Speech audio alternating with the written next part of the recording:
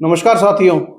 आज का हमारा ये प्रोग्राम है वीर सावरकर जी के लिए, जिनकी आज 142वीं जयंती है। तो आज हम लेकर के आए हैं एडवोकेट शंकर सोनी, जो कि शहीद स्मारक के संस्थापक हैं और जिन्होंने काफ़ी पढ़ा है वीर सावरकर जी को। तो आज हम शंकर जी से जानेंगे कि वीर सावरकर जी के बारे में जो भ्रांतियाँ फैली हुई हैं उन सब के बारे में। तो सबसे पहले तो शंकर जी, आपको बहुत बहुत स्वागत है हमारे मंच पर। तो शंकर जी, वीर सावरकर का जो नाम आता है तो सबसे पहले आज की तारीख में जो एक वर्ड निकल के आता है माफी वीर, जो राहुल गांधी जी भी बार बार कहते हैं माफी वीर।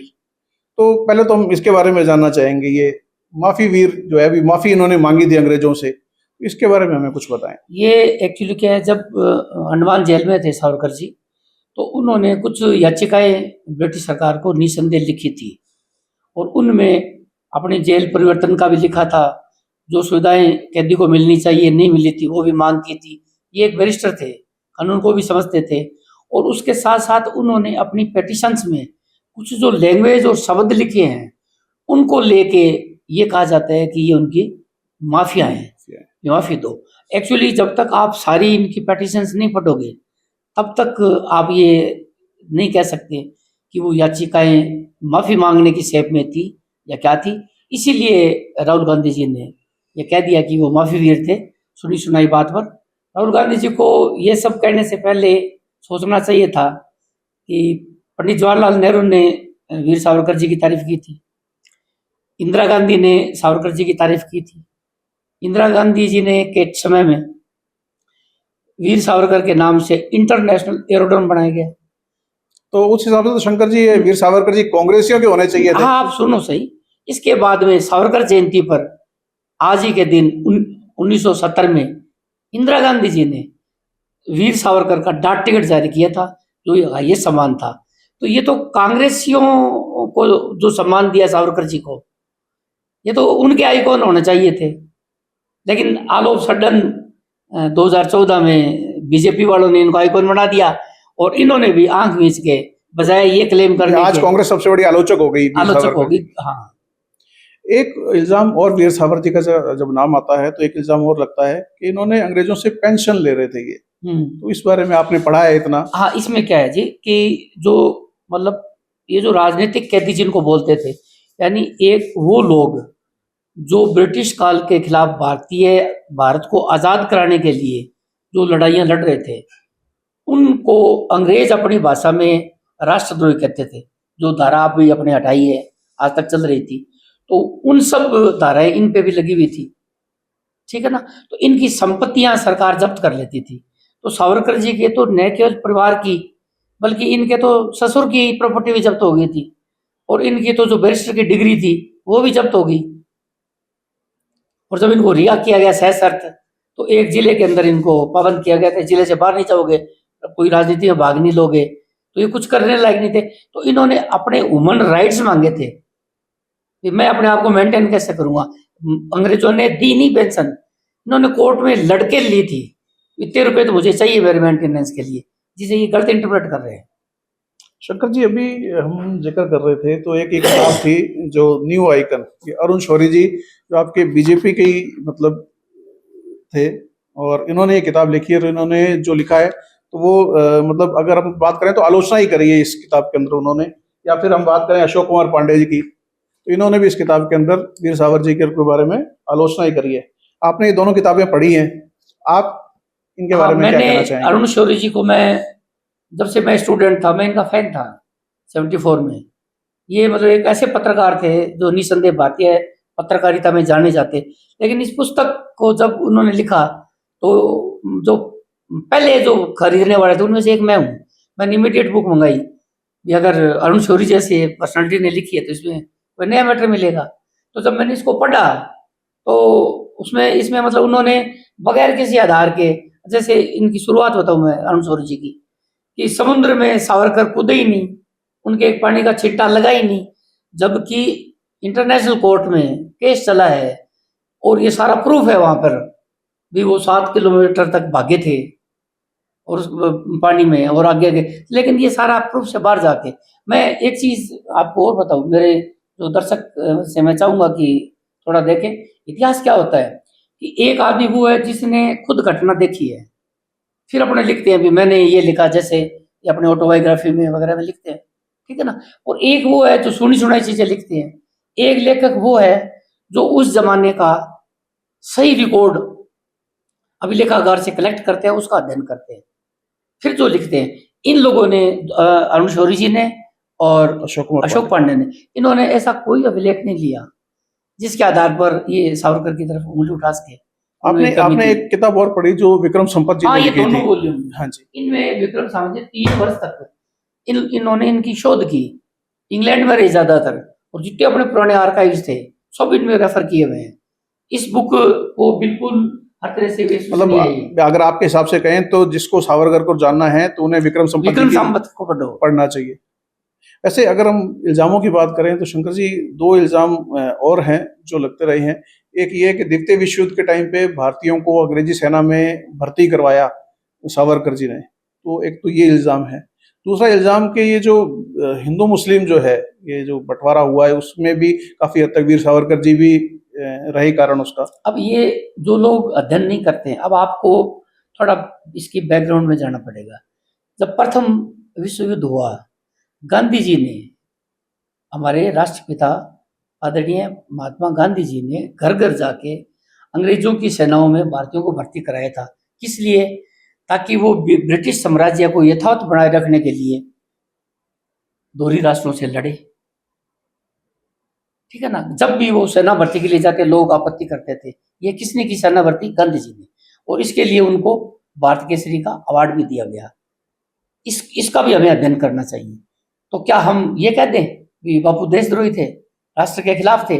अब वो अंग्रेजी सेना को हराने के पीछे उनका क्या था, उसकी डेप्थ में आपको जाना पड़ेगा, आपको गांधी बनना पड़ेगा। इसी तरह से सावरकर जी ने सेकेंड वर्ल्ड वार में सेना भर्ती क्यों करवाई, इसके लिए आपको इनका व्यू देखना पड़ेगा। अब आज चूंकि अपने गांधी जी पे तो डिस्कस कर नहीं रहे, कांग्रेसी अगर ये सोच लें भी सावरकर ने जो कहा उस भर्ती से पहले गांधी जी ने भर्ती कराई, उस पर सोच लेते तो कुछ निकल के आता, मंथन होता। अब आज सावरकर जी का ये व्यू था कि अगर भारतीय लोगों के हाथ में हथियार आ जाएंगे, ये हथियार चलाना सीख लेंगे, भारतीय सेना में भर्ती हो जाएंगे, तो कभी मौका आएगा तो भारतीय खून है खोलेगा। और इसी आशा के साथ वो करते थे। और मैं आपको बता दूं कि सावरकर जो है वो ये चित्पावन ब्राह्मण थे, और बंगाल के जो चित्पावन ब्राह्मण है ये मार्शल कौम है। जैसे वासुदेव फड़के और अपने ये तिलक जी और अपने सारे उस टाइम के जो क्रांतिकारी थे, सारे जो है वो उधर के 90% जो है वो चित्पावन ब्राह्मण थे। तो अंग्रेजों ने इनकी हिस्ट्री देख के और ये नोट लगा रखा था कि चित्पावन ब्राह्मणों को ब्रिटिश सेवा में भर्ती नहीं करना है।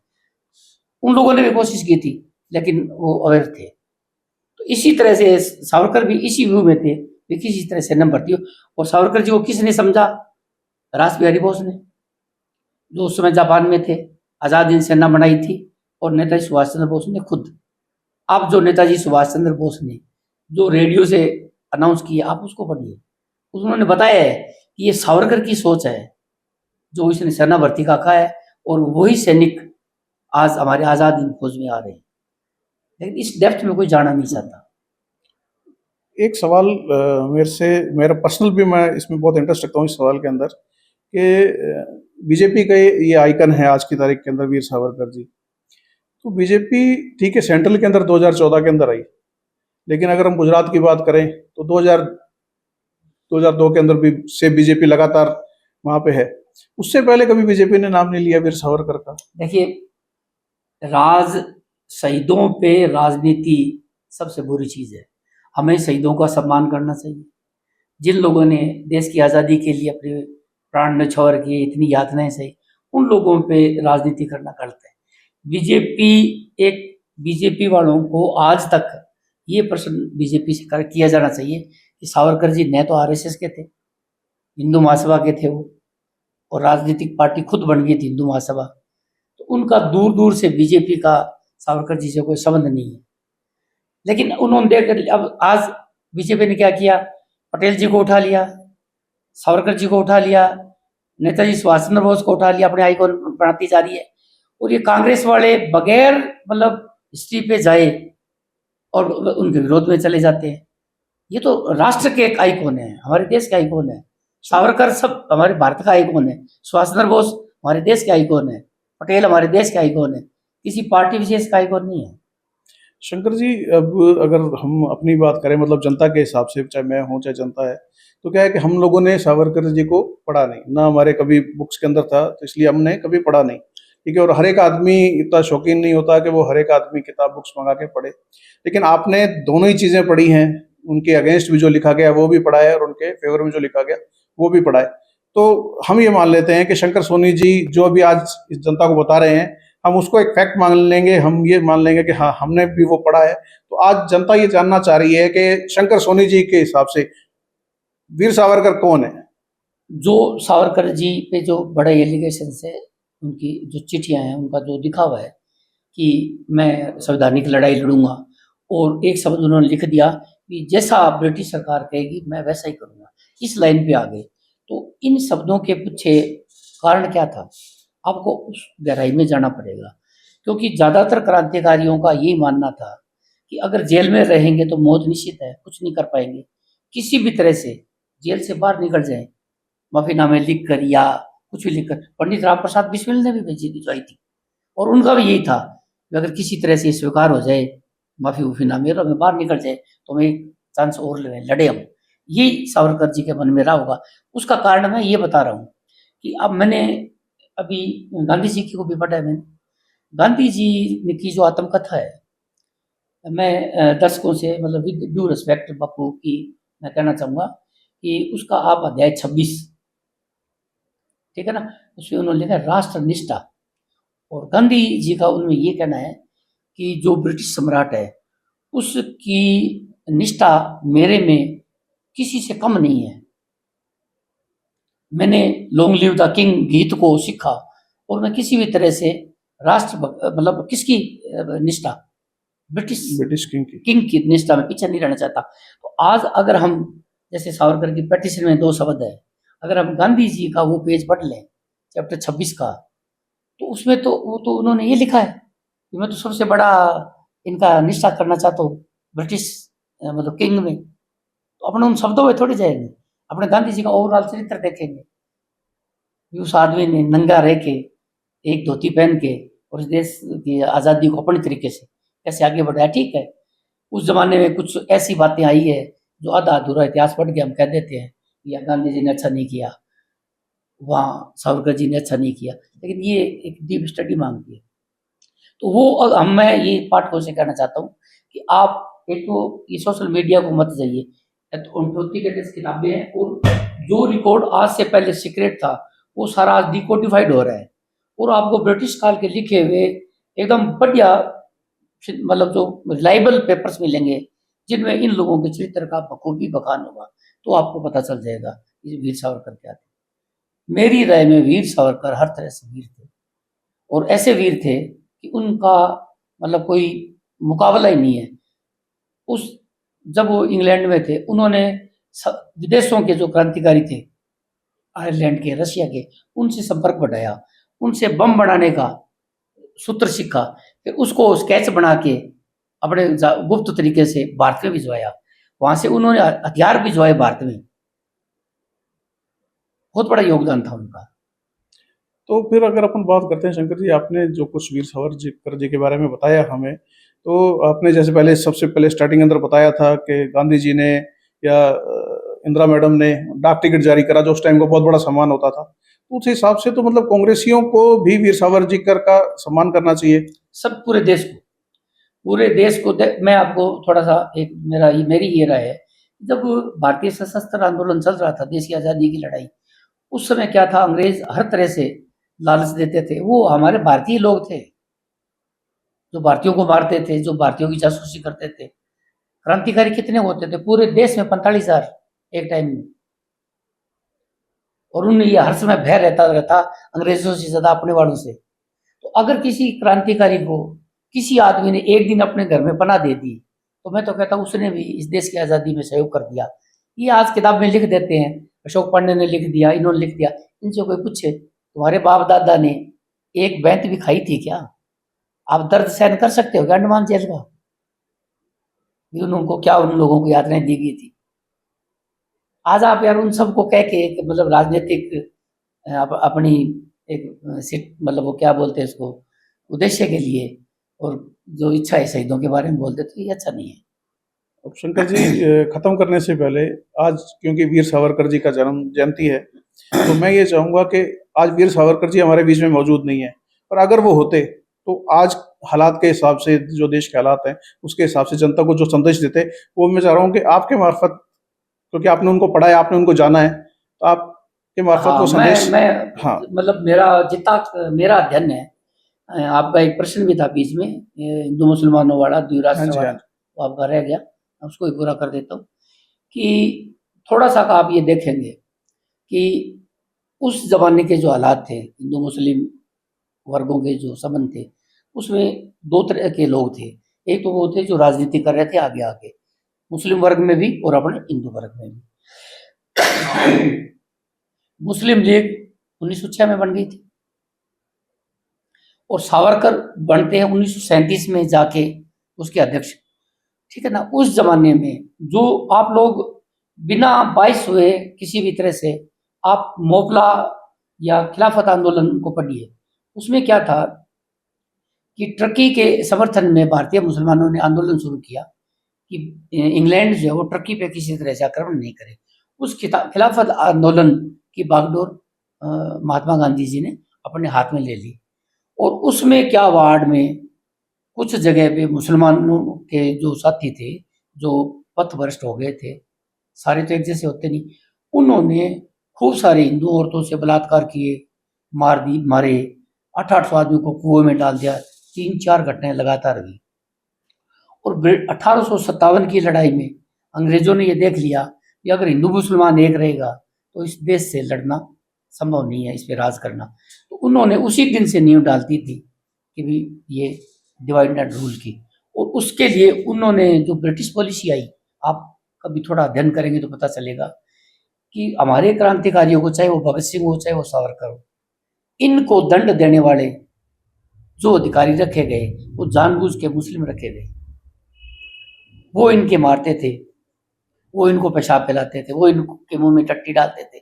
वो सारी चीजें जो है ना, वो एक मतलब जनमानस में आ गई। वहां से मैं ठीक है, नौकरी करते थे वो, लेकिन ये अंग्रेजों की पॉलिसी थी। तो वो एक आदमी जब ऐसी यात्राएं सह के आते हैं बाहर, तो नेचुरली इमेज खराब होती है। तो जब ये अंग्रेज मुसलमानों का साथ ले रहे थे उस समय, गांधी जी खुल के सपोर्ट नहीं दे रहे थे, सरदारन जी का भी हत्या हुई तो उन्होंने हत्यारे को भी भाई कह दिया, है ना? मोहल्ला पे दुख व्यक्त नहीं किया कोई ज्यादा। तो इससे मेरे ख्याल में आम भारतीय को ये लगा कि भी ब्रिटिश हमारे खिलाफ है, मुसलमानों को प्रोटेक्शन दे रही है, बापू भी हिंदुओं को उतना प्रोटेक्शन नहीं दे रहे जितना देना चाहिए, तो अब और वो कमजोर पड़ते जा रहे थे। तब सावरकर ने जो है 1937 में, आप नारा देखिए, ये कहा था हिंदुओं को संगठित होना चाहिए।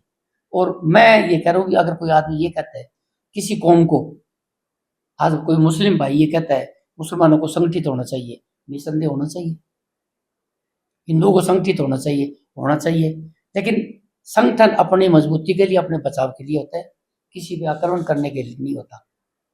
इसलिए अगर जो लोग हिंदू होकर आज सावरकर जी के खिलाफ हिंदू मुसलमान के आधार पे कर रहे हैं, मैं चाहता हूं कि वो लोग वो मोपला के समय में जो कांड हुए थे उनको पढ़े। ठीक है, उस जमाने में उन लोगों ने गलतियां की थी, अपने तो नहीं करे। अपने मैं तो अपने जो मेरे जो दर्शक साथी देख रहे हैं उनको कहूंगा, हमारे आइकॉन जो है ना, नेताजी सुभाष चंद्र बोस है, पंडित राम प्रसाद बिस्मिल लोग, अशफाक उल्लाह खां जी है। उनका मैसेज था कि हमें हिंदू मुसलमानों के नाम पे लड़ाया जाएगा, हमें लड़ना नहीं है। उस सूत्र को, ठीक, अंग्रेज चले गए, पहले अंग्रेज लड़ा रहे थे, अब ये राजनीति लड़ा रही है। हमें समझना है, हमें हमारी राष्ट्रीय एकता अखंडता को दूर, किसी तरह दूर नहीं करना। तो बहुत अच्छा लगा शंकर जी आपसे बात करके, और मैं अपने दर्शकों से यही कहना चाहूँगा कि इस पूरे इंटरव्यू के दौरान जो मुझे समझ आया वो ये था कि वीर सावरकर जी एक क्रांतिकारी थे। वो आइकन बीजेपी के नहीं है, वो आइकन इंडिया के हैं। तो तो आप पूरे इंडिया को, चाहे वो बीजेपी है, कांग्रेस है या कोई भी है, वो उन्हें आइकन माने। वो भी एक क्रांतिकारी थे। उस टाइम उन्होंने जो उस टाइम की परिस्थितियाँ थी उसके हिसाब से जो भी करा। जय हिंद, जय भारत।